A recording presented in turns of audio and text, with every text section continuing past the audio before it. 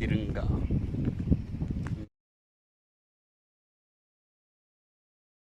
नमस्कार दोस्तों, मैं आपका अपना छोटा भाई विकास कुमार फिर से एक क्लिप के साथ आया हूं, जो कि गत 15 अगस्त की वीडियो क्लिप है, जिसके अंदर कुछ राजनेता आए थे। मैं किसी या मेरा चैनल किसी या ये जो प्लेटफॉर्म है, ये किसी भी राजनीतिक पार्टी के संदर्भ में या उनके अटैचमेंट में नहीं है, लेकिन जो कुछ गांव में आता है, जो भी कोई आता है, ये उनकी जानकारी देने के लिए है और उस पर चर्चा जो हुई है उनको आपसे अवगत करवाने के लिए है। तो 15 अगस्त को जो राजनेता आए थे वो शमशेर सिंह खरकड़िया थे और उनकी कुछ तबीयत खराब होने की वजह से वो यहाँ पे उपस्थित नहीं हो पाए और उन्होंने अपने बेटों को भेजा तकदीर को, जो कि यहाँ पे आए हैं, जिनके बारे में और विचार जो दिए हैं वो सुनाएंगे। और ये ध्वज फहराने के लिए यहाँ पे एक मुख्य अतिथि के रूप में आए हैं। आओ दिखलाते हैं आपको इस दृश्य को।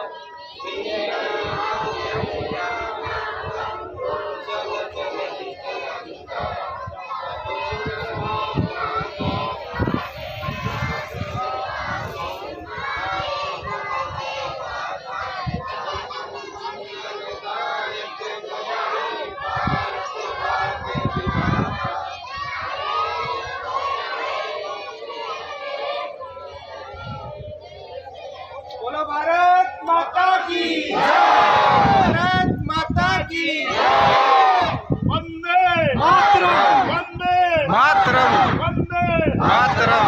भारत माता की जय।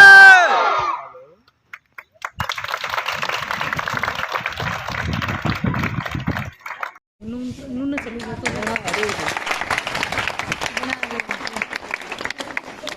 तो बना ले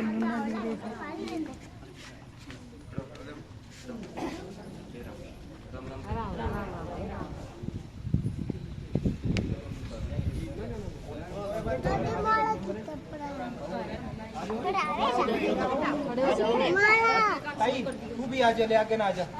सारे में डेरी तो तू है, दिख तेरा हाथ तक देखिए दादी आ जा,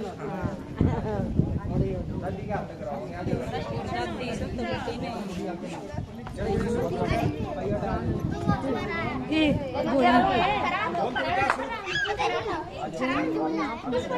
जन मन अधिनायक जय हे भारत भाग विधाता।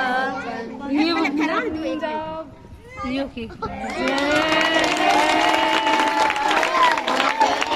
हे भाग विधाता।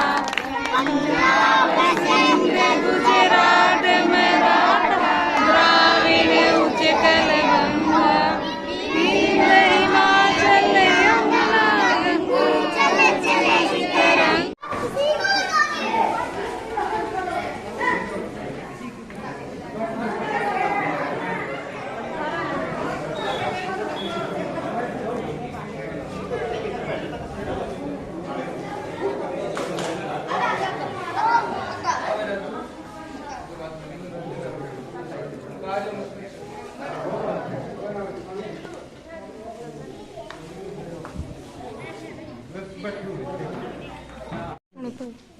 झंडारोहण के कार्यक्रम हो रहे हैं, अनेक सांस्कृतिक कार्यक्रम जो इसमें हमारे देश की शक्ति, देश की स्वतंत्रता की जो झलक है आज पूरे देश में बड़ी खुशी और के साथ ये पूरे देश में मनाया जा रहा है। उसी कड़ी में हमारे बीच में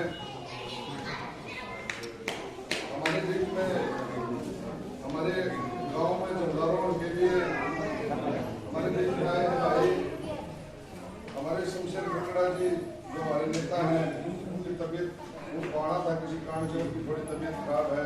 भाई तकदीर जी हमारे बीच में पहुंचते हैं, उनका हमें आने पर स्वागत करते हैं। तालियां बजा के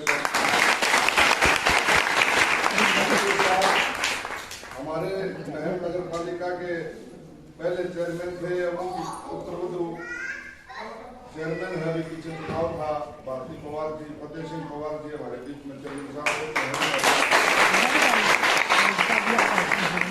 और साथ में अपने महबूब के बड़े मुस्लिम समाज से आप सभी नाम से दुआ जी दुआ भाई हमारे बीच में होगा। भाई नवीन उत्पल है जो अपना मंडल का बीजेपी का अध्यक्ष है, भाई नवीन उत्पल जी। भाई जोगेंद्र है अपने पिपरी से, अपना भाई है।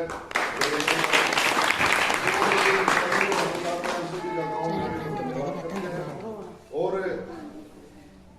जहाँ हम बैठे हैं आप सभी जानते हैं भाई शमशेर खंगड़ा जी की मदद से हमारे पास आज बैठने के लिए एक जगह है जहाँ हम कोई कार्यक्रम कर सकते हैं।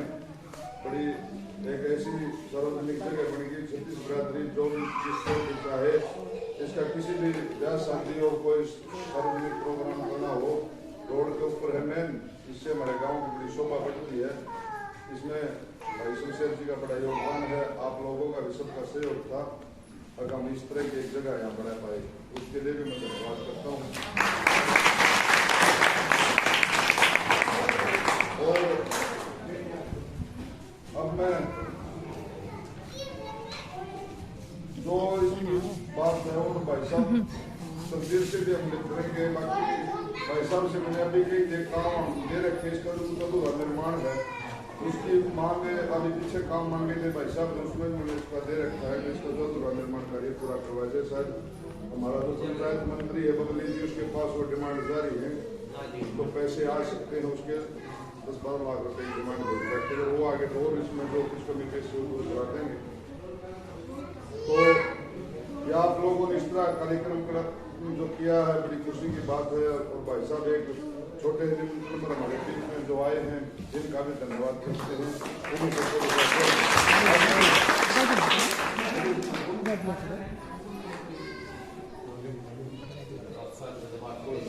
तो अब हमारे जो हमारा गांव में आए, झंडारोहण किया और अब आप लोगों से बात करेंगे भाई तकदीर जी। तकदीर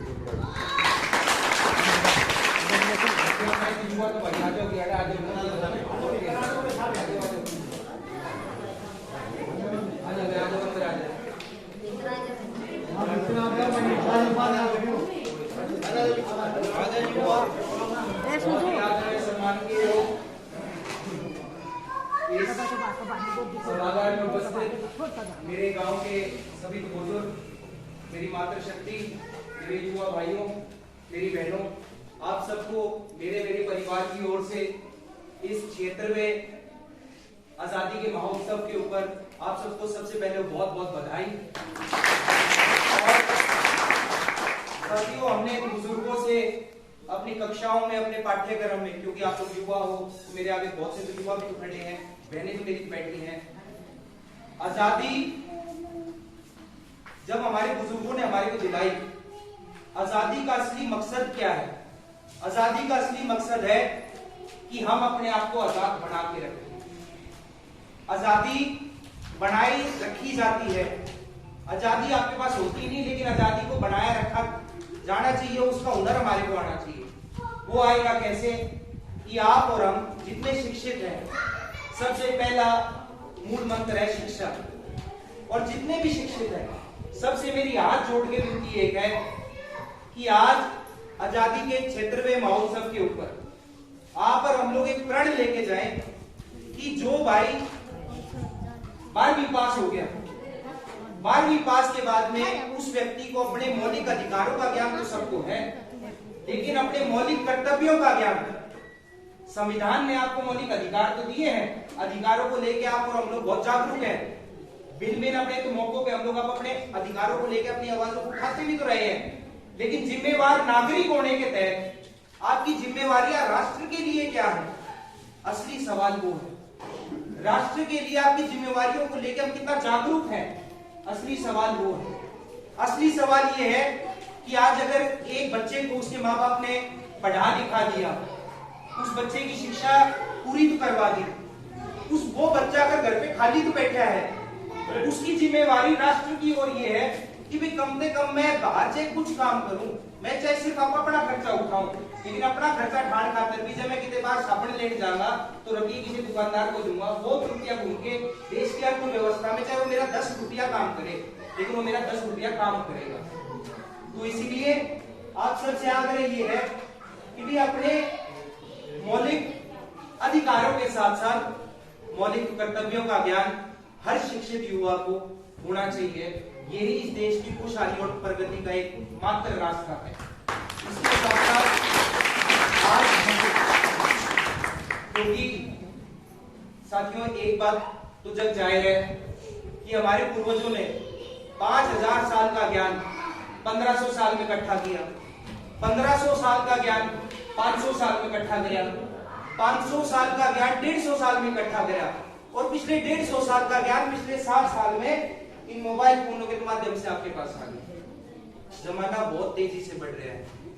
आपको हमारे को जमीनें हैं वो आज उसको हमारे इसमें पुराने दौरों तक जिले के अंदर पहले थोड़ी जमीनें थोड़ी होती तो जा रही है रोज की, तो भाई आज के काम की क्योंकि अब तकनीक आ रही है तो रोज की रोज तकनीक के साथ में आपको हमारे को अपने उस तकनीक के हिसाब से शिक्षित रखना पड़ेगा, अप टू डेट रहना पड़ेगा। आज सबसे बड़ा धन कोई है तो वो मात्र शिक्षा है। शिक्षा आज ये नहीं देखती कि मैं गरीब के घर पैदा हुआ कि अमीर के घर पैदा हुआ। शिक्षित बच्चा अगर आईएएस ऑफिसर लगेगा तो अपनी काबिलियत पे लगेगा, अपनी शिक्षा के दम पे लगेगा। सरकारी स्कूल के अंदर भी तो पढ़ के बच्चे आईएएस क्लियर करते हैं, उदाहरण आपके हमारे सामने बहुत है। तो साथियों एक मात्र उसका समाधान है शिक्षा। शिक्षा पे अपना पूरा जोर दे। साथ साथ जहां तक मूलभूत सुविधाओं की बात है, आज इस देश को आजाद हुए 75 वर्ष हुए। 75 वर्ष में आजादी के परवानों ने जिस सोच के साथ आपको हमारे को ये आजादी दिलवाई थी, भगत सिंह, राजगुरु, सुखदेव ने जिस सोच के साथ आजादी का फंदे को चूमा था, वो सोच आज साकार नहीं होने पाई थी इस देश में। लुटेरे आ गए थे, लुटेरों ने आके आपको हमारे को रोजमर्रा की रोटी के अंदर, रोजमर्रा की जद्दोजहद के अंदर इतना उलझा के रख दिया कि हमारे पास राष्ट्र के लिए सोचने के लिए समय नहीं होता। आदमी ने तड़के अपनी सांस आने का मेरा नहीं तो वो देश के बारे में सोचेगा क्या?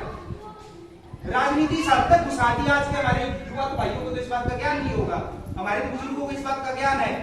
सन 1985 तक आपके हमारे घर के अंदर अगर गैस का सिलेंडर भी आता था उसके ऊपर भी सांसद के तो दस्तखत होया करते, सांसद की चिट्ठी तक घर में सिलेंडर आया करता।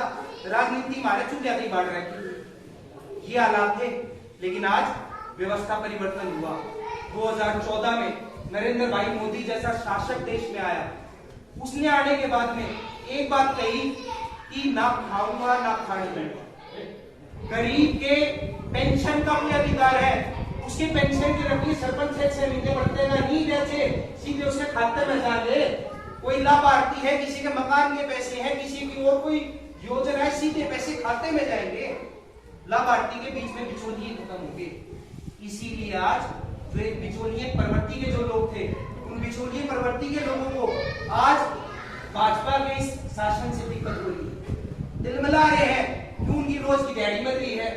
यहाँ थोड़े सारे मेरे काके ताऊ सारे बैठे हैं, अरे काम पे अड्डे पर के उठे तुम्हारा मोड़ पे रोज की क्रूजर भर के चालो है, आप तो जल्दी बेटा फलाने का दुआ के ले आवांगे, झगड़ा का दुआ के ले आवांगे, ई बगीचे जाना पड़े हैं बिना खर्ची बिना बर्ची। जो बालक योग्य है, जो बालक शिक्षित है, नौकरी उसके घर आती है। कोचिंग सेंटर में दोबारा से भीड़ होने लगी, नीचे कोचिंग सेंटर खाली हो गए। पटरिया का तो कितने नंबर ही नहीं था। यह हालात परिस्थितियां कांग्रेस ने क्या पैदा कर रखी थी। 2009 के चुनाव में जब आपने हमारे को यहाँ पे लेके आए बतौर पंचायती उम्मीदवार, आज भी बहुत सी युवा भाइयों को इस बात का ज्ञान नहीं होगा, या जो साथी आज 2022 में 22 साल का हो गया उसको भी इस बात का ज्ञान नहीं होगा। अरे भाई चंदिया की माड़ा गया रपिया हल्के में जीतनिए के 15 करोड़ रुपये चंदा था, हरणिए के 6.5 करोड़ रुपये चंदा जाया करता। पड़ोसी आपको यूं क्या करता, अरे वो तो 21 की काल है, तो कम से कम 51 की माड़ा गाला तेरे बालक का नंबर नहीं। ये हालात थे। महस लोगों ने अपनी बेच के रखिए दे के आया करते हमारे बालक का नंबर आज। ये हालात थे जी। तो कुल मिला के इस व्यवस्था में परिवर्तन आया और भाई व्यवस्था में बहुत अमूल चूक परिवर्तन आया है।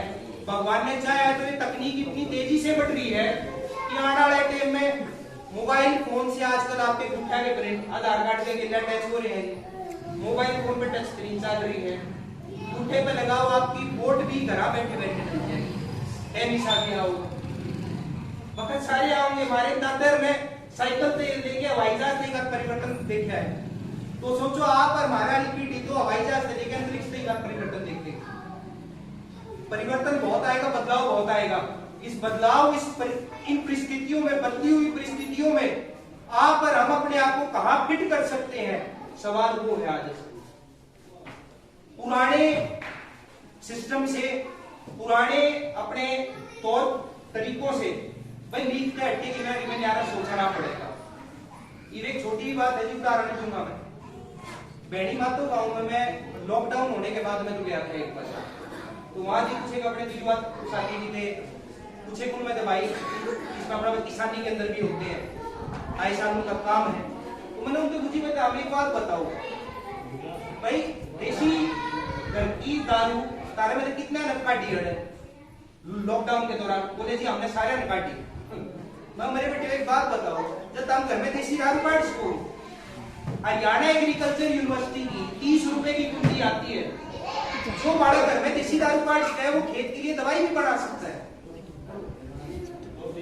तो थोड़ा सा भाई लीक से हटके सोचोगे, सब कुछ है। और आज स्वरोजगार योजना के तहत मोदी जी ने इतनी शानदार योजना चला रखी है कि बिना कोई लोन के लिए कोई चीज गिरवी रखे, अगर युवा के पास में कोई बेहतरीन रोजगार करने का या कोई धंधा चलाने का उसके दिमाग में वो उपज है, कोई आइडिया है, उस आइडिया को आप लेके डीसी ऑफिस जाओ, डीसी ऑफिस आपको 10 लाख रुपए से लेके 1 करोड़ रुपए तक का लोन देगा बिना किसी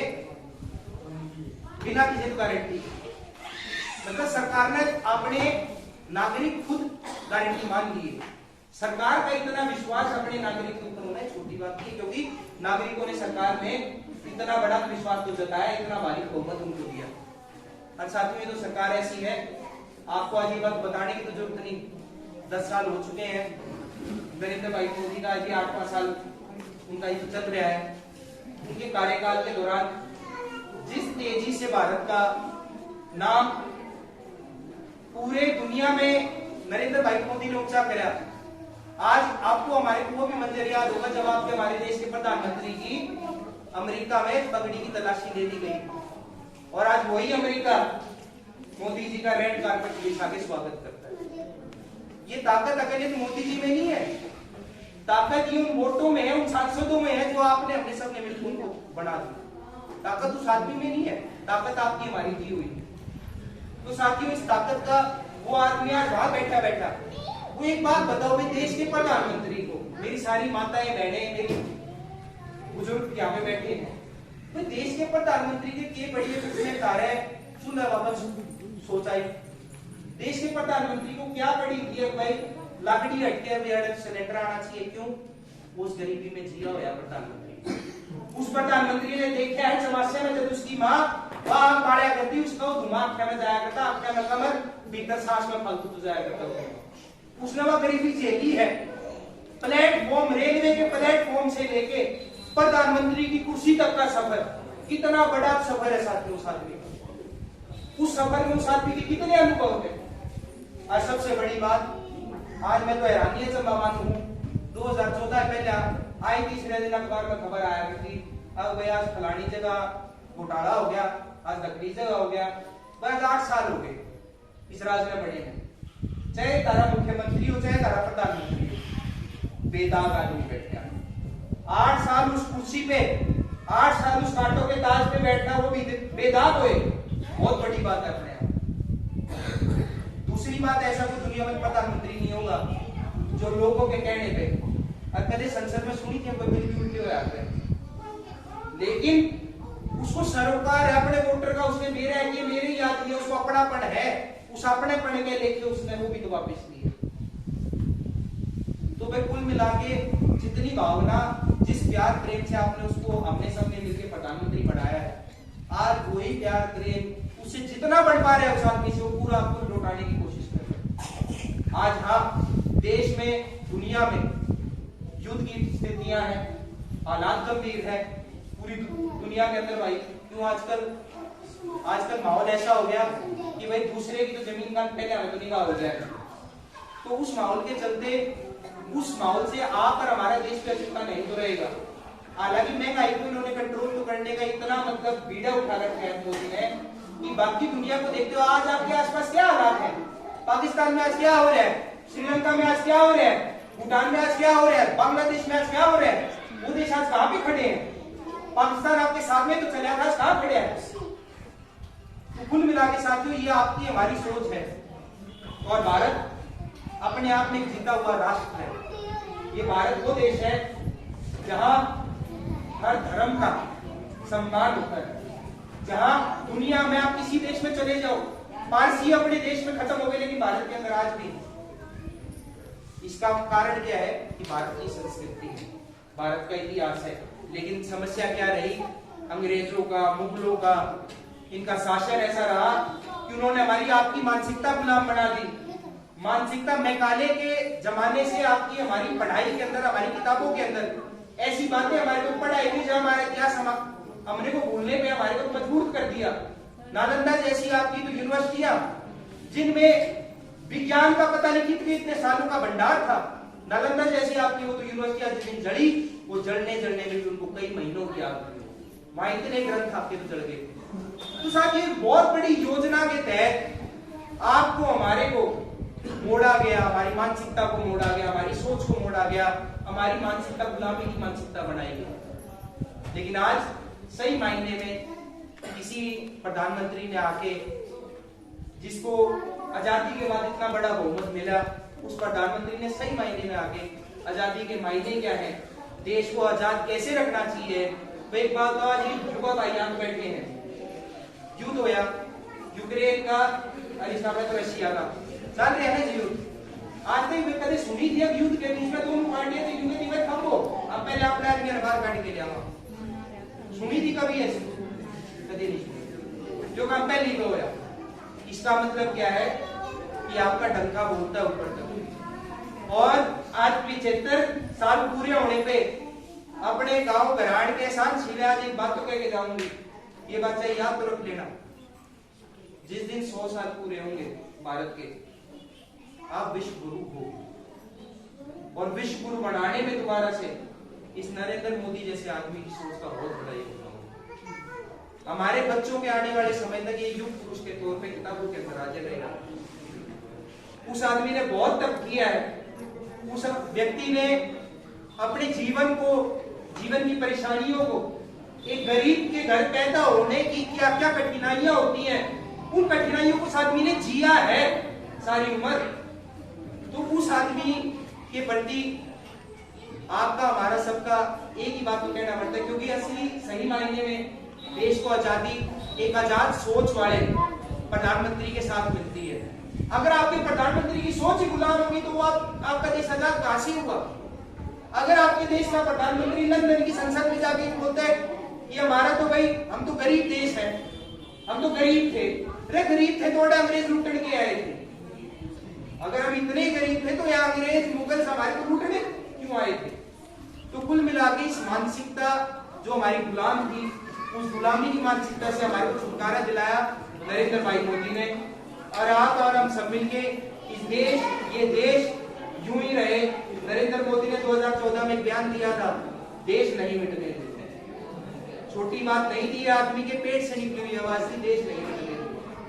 तो साथियों वो इस चीज में अगर सर लगा हुआ है और वो अब हमारे बुजुर्गों की बात पढ़ी गई, थोड़ी तो रहेगी आगे देखनी आपने, हमने युवा ने है भाई आपकी हमारी सोच बस एक होनी चाहिए कि भाई सुबह से लेके शाम तक जब साहब ना अपने घर आके सोए तो 5 मिनट यूं सोचे कि यार मैंने अपने समाज के लिए, अपने आस पड़ोस के लिए, अपने गांव के लिए, अपने इलाके के लिए या अपने देश के लिए मैंने क्या योगदान किया।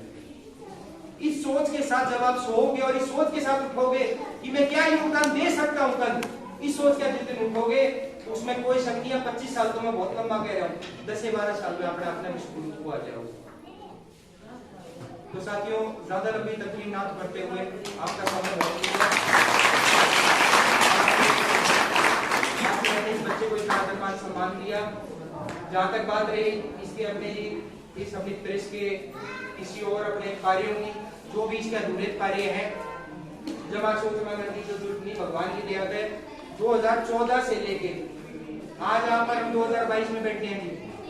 मैं सारे मेरे ख्याल में सारे वाराणसी की मुआर शहर के तौर पे तो मैं होगी जी, शहर में सारे की मुआर में 2014 से पहले अभी एक सेकंड के लिए आंख बंद करके तस्वीर ना मैम शहर की क्या थी, राज क्या है। मैम शहर में नगर पालिका के पास अपने बिजली का बिल भरने के पैसे नहीं थे। नगर पालिका के लट्टू पर पड़े थे 25-25 सालों से। ये हालात थे कांग्रेस के, खजाना खाली पड़ा था। आज उसी नगर पालिका के अंदर 20-25 करोड़ रुपए पड़े हैं पटरियां। ग्राम पंचायतों के अंदर इतने काम है कदे भैया देखे थे भाई, ये बुजुर्ग यहाँ पे बैठे हैं, गांव में विकास कार्य भाई किसी समाज की चाहे चौपाल हो चाहे गली हो।